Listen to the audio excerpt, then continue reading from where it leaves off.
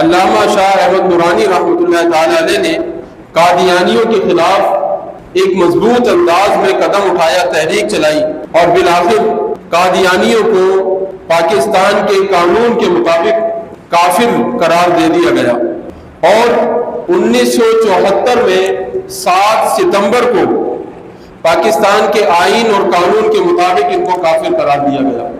تو ستمبر کا مہینہ ہے اور کل 7 تاریخ ہے، تو اسی مناسبت سے علامہ شاہ احمد نورانی صاحب رحمۃ اللہ تعالی علیہ نے جو کردار ادا کیا، جو آپ نے تحریک پیش کی، اس کے حوالے سے چند باتیں آپ کی خدمت میں پیش کروں گا، اور یہ گفتگو، یہ باتیں خود علامہ شاہ احمد نورانی رحمۃ اللہ تعالی علیہ کئی تقاریر میں بیان فرما چکے، کئی محافل میں، کئی جگہ آپ نے اس کو ذکر کیا ہے۔ علامہ شاہ احمد نورانی صاحب فرماتے ہیں کہ 1973 میں جب ہم باقاعدہ قومی اسمبلی کے ممبر بنے، یعنی جمعیت علماء پاکستان جب قومی اسمبلی میں پہنچی، تو فرماتے ہیں کہ پھر ہم نے ایک قرارداد لکھی، اور اس میں ہم نے قادیانیوں کے کافر ہونے کا مطالبہ رکھا کہ قادیانیوں کو کافر قرار دیا جائے۔ کیوں؟ اس لیے کہ یہ نبی پاک علیہ السلام کو آخری نبی تسلیم نہیں کرتے، بلکہ مرزا غلام احمد قادیانی کو نبی مانتے ہیں۔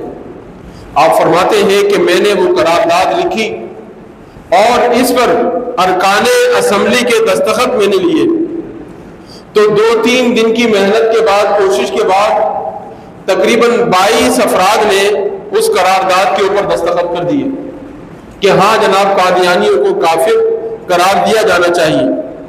فرماتے ہیں کہ قومی اسمبلی کے اراکین میں ایک اور شخصیت تھی جن کا نام خان عبد الولی خان تھا، اور یہ اپنے آپ کو لبرل کہتے تھے۔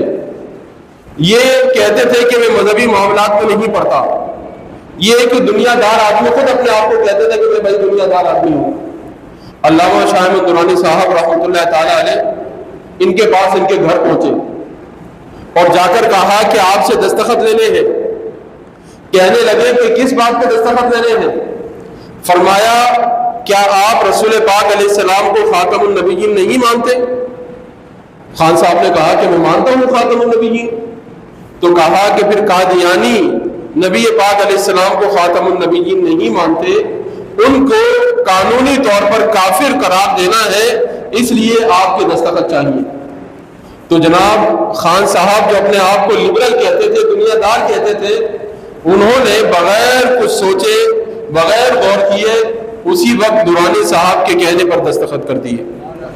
اور بعد میں لوگوں نے بڑی حیرت کی، نورانی صاحب سے کہا کہ خان صاحب نے کیسے دستخط کر دیے؟ وہ تو بڑے لبرل قسم کے آدمی تھے۔ تو نورانی صاحب نے جواب دیا کہ بس یہ معجزہ ہے ختم نبوت کا، نبی پاک علیہ السلام کی ختم نبوت کی بات ہے، تو یہ دستخط ہو گئے۔ اور پھر انہی خان عبد الولی خان سے جب پوچھا گیا کہ آپ تو دنیا دار اپنے آپ کو کہلواتے ہیں، آپ نے کیسے دستخط کر دیے؟ تو کہنے لگے بات یہ ہے کہ دین کے معاملات میں، شریعت کے معاملات میں ہمیں نورانی صاحب پر اعتماد ہے، وہ اپنے شعبے میں بڑے ماہر آدمی ہیں اور وہ غلط قدم نہیں اٹھائیں گے۔ تو بہرحال یہ کوشش جاری رہی، اور پھر اس کی مخالفت چند اراکین اسمبلی نے کی، جن میں اس وقت کی جو حکومت تھی پیپلز پارٹی، اس نے بھی ابتدا میں مخالفت کی۔ وزیر اعظم ذوالفقار علی بھٹو صاحب، انہوں نے اس قرارداد کی مخالفت کی، اور دیوبند علماء میں سے غلام غوث ہزاروی، عبد الحکیم، یہ 2 بڑے نام ہیں کہ قومی اسمبلی کے اراکین تھے، انہوں نے بھی اس قرارداد پر دستخط نہیں کیے۔ اب جب جناب نورانی صاحب رحمۃ اللہ تعالی علیہ یہ قرارداد پر دستخط نہیں رہے تھے، تو حکومت کے ایک سیکرٹری کا فون آیا کہ آپ سے کچھ بات کرنی ہے، ضروری بات ہے، ذرا تشریف لے آئیں۔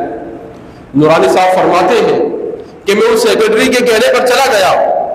جب میں وہاں پہنچا تو کیا دیکھا کہ وہاں پہلے سے چند افراد اور موجود ہیں، اور وہاں ایک بریف کیس رکھا ہوا ہے، یہ خود نورانی صاحب بتاتے ہیں۔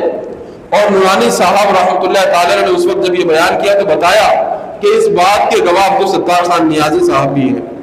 اب کیا ہوا کہ وہاں بریف کیس رکھا ہوا ہے، کچھ لوگ بیٹھے ہوئے ہیں، تو سیکرٹری صاحب کہنے لگے نورانی صاحب یہ قادیانی لوگ ہیں، یہ آپ کے پاس آئے ہیں اور یہ کہتے ہیں آپ نے جو قرارداد پیش کی ہے وہ قرارداد اپنی برقرار رکھے، بس ایک کام کریں، اس قرارداد میں سے مرزا غلام احمد قادیانی کا نام نکال دیں۔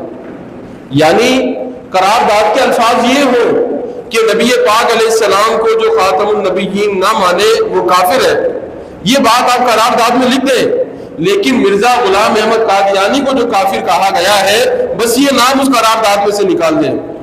تو کتنی پیشکش کی؟ فرماتے ہیں نورانی صاحب کے اس بریف کیس کے اندر غالباً 50 لاکھ یا 1 کروڑ روپیہ موجود تھا اس بریف کیس کے اندر۔ اب غور کریں 1974 کی بات ہے، 1974 میں 1 کروڑ روپے کی پیشکش نورانی صاحب کو کی گئی کہ مرزا غلام احمد قادیانی کا نام اس میں سے نکال دیا جائے۔ اب یہ 1974، اس وقت سونے کی قیمت کیا تھی؟ 154 روپے تولہ۔ گوگل پہ آپ سرچ کریں تو 154 روپے تولہ اس وقت سونا تھا۔ اگر آج کے حساب سے لگائیں وہ اس وقت کے 1 کروڑ روپیہ آج کے 17 ارب روپے سے زیادہ بنتے ہیں۔ آج جو سونے کی قیمت 2,60,000 سے اوپر ہے، تو اس وقت کا 1 کروڑ روپیہ آج کے 17 ارب سے زیادہ بنتا ہے۔ نورانی صاحب رحمۃ اللہ تعالیٰ علیہ نے اس وقت فرمایا کہ سنو، ہمارا سودا تو کہیں اور ہو چکا ہے، اور تم نے یہ سوچ بھی کیسے لیا کہ ہم تمہارے ہاتھوں بک جائیں گے؟ یہ بات تمہارے ذہن میں کیسے آ گئی؟ اور پھر فرمایا کہ یہاں سے چلے جاؤ، یہ دفتر ہے، میں اس لیے تمہیں آرام سے کہہ رہا ہوں یہاں سے چلے جاؤ، اگر تم میرے گھر کا آئے ہوتے تو پھر میں تمہیں دوسرے طریقے سے بتاتا۔ تو نورانی صاحب رحمۃ اللہ تعالیٰ علیہ نے قادیانیوں کی اتنی بڑی آفر کو اس وقت رد کر دیا اور فرمایا کہ جو قرارداد ہم نے پیش کی ہے اس میں ایک لفظ بھی تبدیل نہیں کیا جا سکتا۔